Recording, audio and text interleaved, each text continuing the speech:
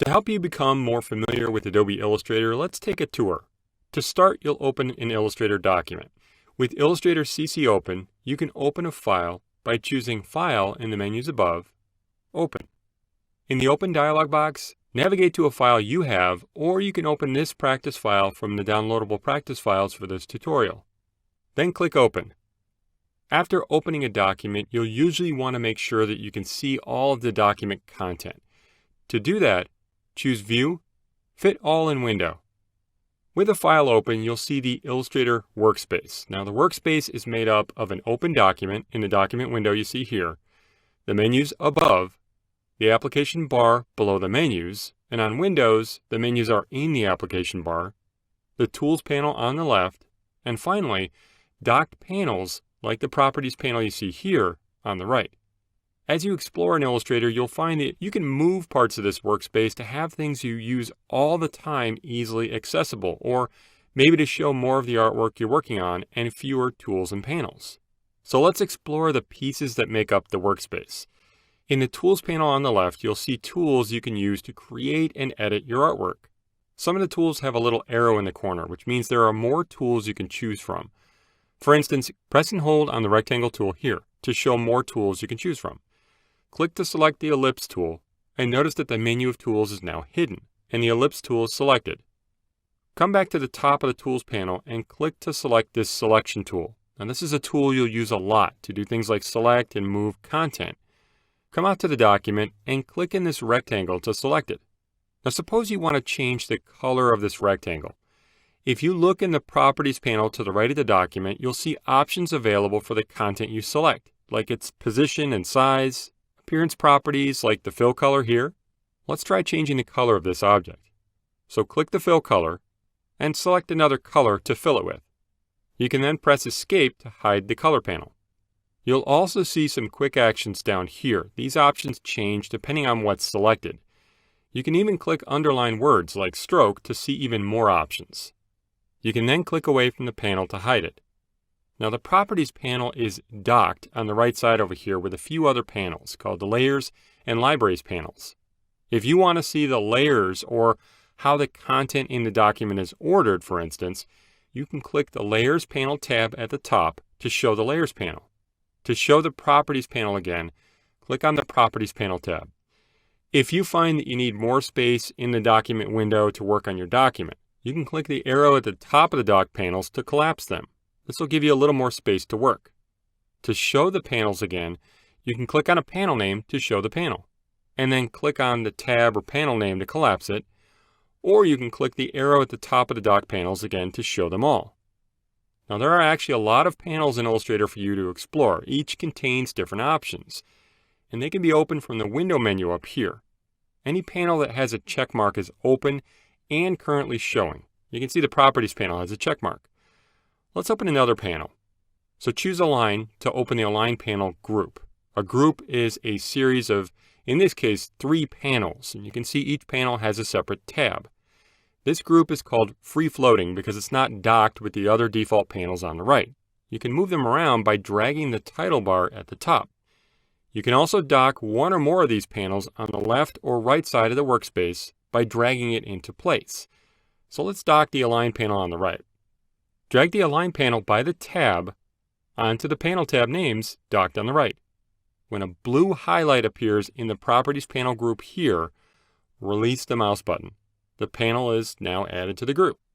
To close the remaining panels left in the group, click the X in the corner. Now, at some point, as you open, close, and rearrange a lot of these panels, you may want to reset them to their original locations. To do this, you can reset the entire workspace. In the application bar above the document, click Essentials and choose Reset Essentials to put all of the panels back to their default locations. Now, if you see something else chosen in this menu, choose Essentials first, and then choose Reset Essentials. As a last step, you're finished with this practice file, so you can close it by coming up to the menu bar and choosing File, Close, without saving. Now that you're familiar with the Illustrator workspace and how to manage panels, going forward, you'll be able to more easily organize panels in a way that complements your working style.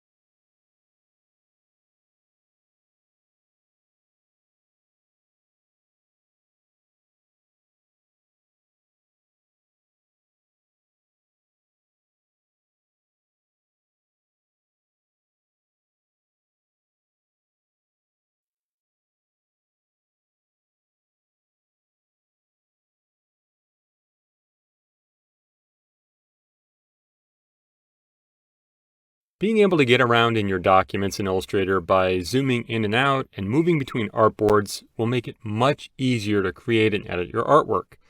So to get more comfortable with navigating in your documents, you'll explore how to zoom in a document, and then you'll learn how to move or pan in the document window. You can open one of your own Illustrator files or this file from the practice files for this tutorial. Now when you work in Illustrator, your content is on artboards. An artboard in Illustrator is similar to a page in Microsoft Word or Adobe InDesign. In this particular document, you'll see a series of artboards. You can have a lot of artboards in one document, and they can also be different sizes, maybe to design a postcard and a poster for the same client in a single document, which makes it easier to share assets and colors and different things across the different pieces you're creating. The first thing you'll do is select some artwork. So select the selection tool in the Tools panel on the left, and click on Artwork in this artboard. Once you do that, you should see a subtle black line around this particular artboard. That line tells you it's the active artboard, or the one that you're currently working on. To fit the active artboard in the document window, choose View, Fit Artboard in Window. This can help you focus on a particular artboard in your document. Now, suppose you're working on content on this artboard, and then you realize you need to edit artwork on another artboard. You can do that by panning or dragging within the document window with the hand tool. So in the Tools panel on the left, press and hold on the Zoom tool and select the hand tool. Press and drag in the document window to move around. It's kind of like moving a piece of paper on your desk, but digitally. To see all the artboards and the artwork again, you can choose View, Fit All in Window. When working with more detailed artwork, sometimes you want to zoom in or make things appear larger. You can do this several ways. We'll begin by using the Zoom tool. First, let's make sure that nothing is selected. To do that, choose Select, Deselect. To select the Zoom tool in the Tools panel on the left, press and hold on the hand tool and select the Zoom tool. Then come out into the document window, and to zoom in, click once. Where you clicked is now in the center of the document window. Try clicking a few more times to zoom in closely.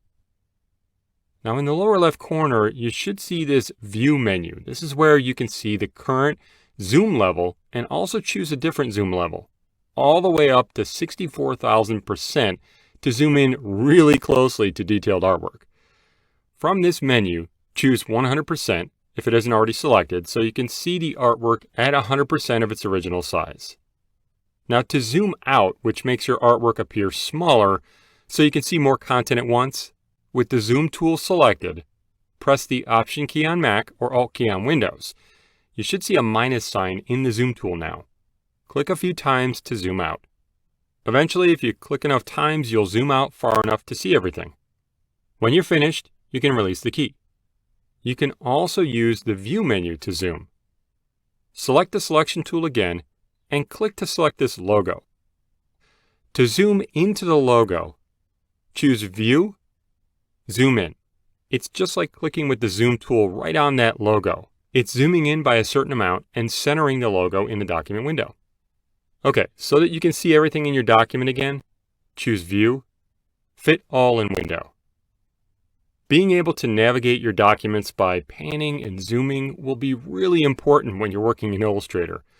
It'll allow you to see more detailed artwork up close, for instance, or even take a step back to view the entire document.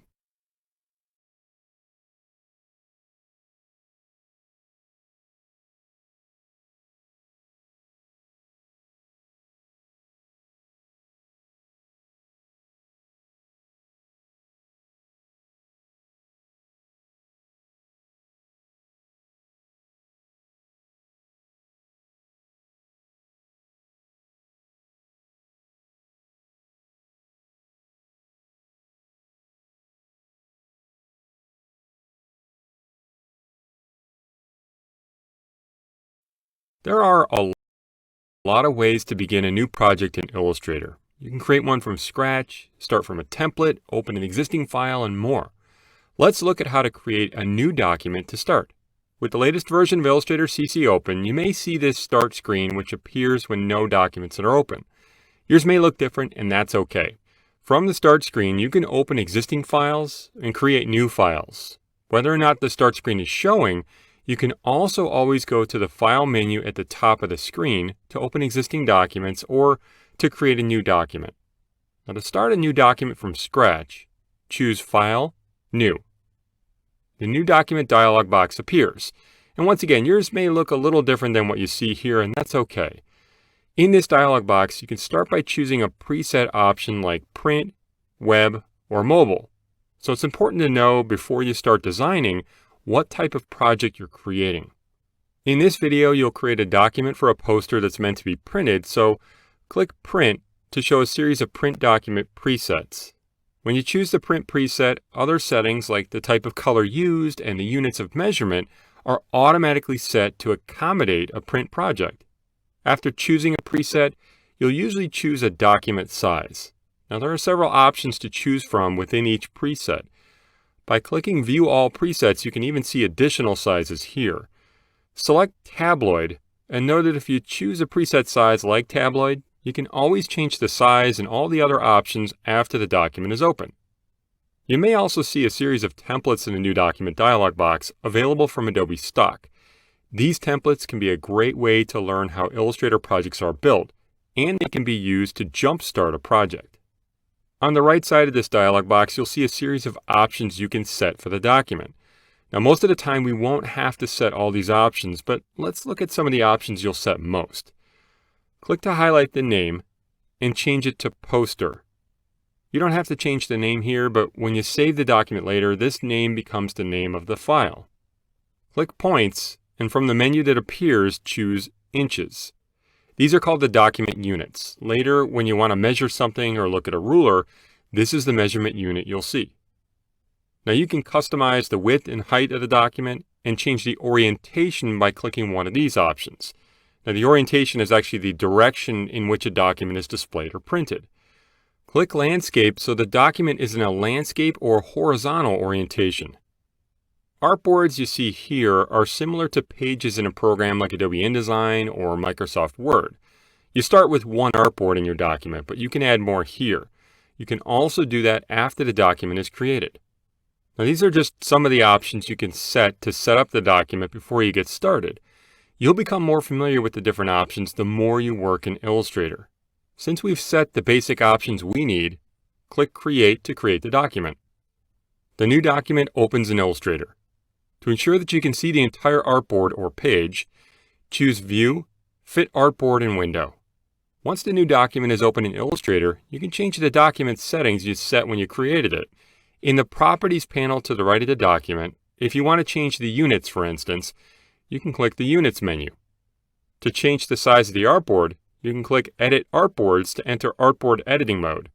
You can choose a preset page size from the menu in the Properties panel. So why don't you go ahead and choose Letter. You may need to scroll up in the menu that appears. You can change the orientation and a whole lot more. To stop editing these artboard settings, you can click the Exit button towards the top of the Properties panel to exit artboard editing mode. Creating new documents in Illustrator is something you'll likely do a lot. There are many different options to explore when you set up a brand new document. When you're just getting started in Illustrator, keep it simple and know that you can edit document settings like the artboard size later on, the more familiar you become with them. To close this file, you can go up to the menus at the top of the screen and choose File, Close, without saving it.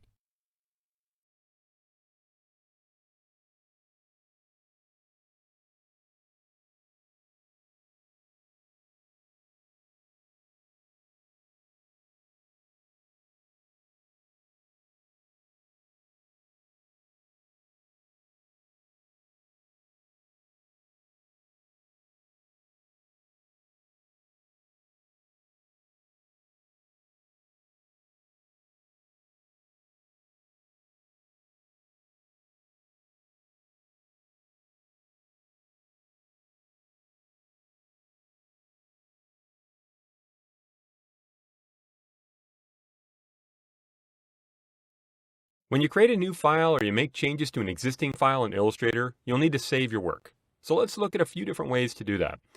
If you want to follow along, you can open this document from the tutorial practice files. With the file open, let's save a copy of the file. So click the File menu up here above the document. And if this is a brand new document and you're saving it for the first time, you could choose Save. This isn't a new document, so you can't choose Save. We're going to save it somewhere else and give it a new name by choosing Save As.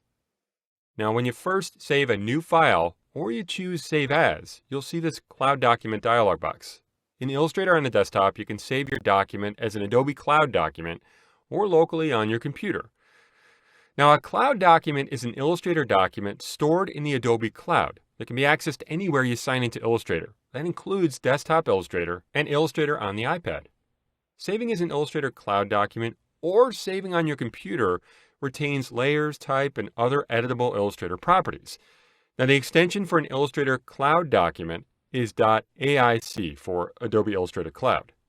When it comes to Cloud documents, changes are automatically saved. You have access to document history, and you can work offline. In this case, you'll save your document locally on your computer. In this dialog box, click Save on your computer to save it to your computer. On the Save As dialog box that opens, you can switch to saving as a Cloud document by clicking the Save Cloud Document button here. This opens the dialog box for saving to the Adobe Cloud. If you want to save it locally, you can click On Your Computer, and you'll return to the Save As dialog box. Now, to save on your computer, you can choose a different location to save the file if you like. I'll keep it in the same folder. You can change the name, maybe by adding a hyphen and a version number at the end like this. That way you can make a copy and also keep the original. Make sure that Adobe Illustrator is the chosen format on macOS or Save As Type on Windows. When you save and work in Adobe Illustrator files, the file has a .ai extension, and everything is preserved so you can edit it later as you need. Click Save to save a copy of the file. Now, whenever you save a file for the first time or you save a document as a copy, you'll see this dialog box after saving. This dialog box may seem a little overwhelming.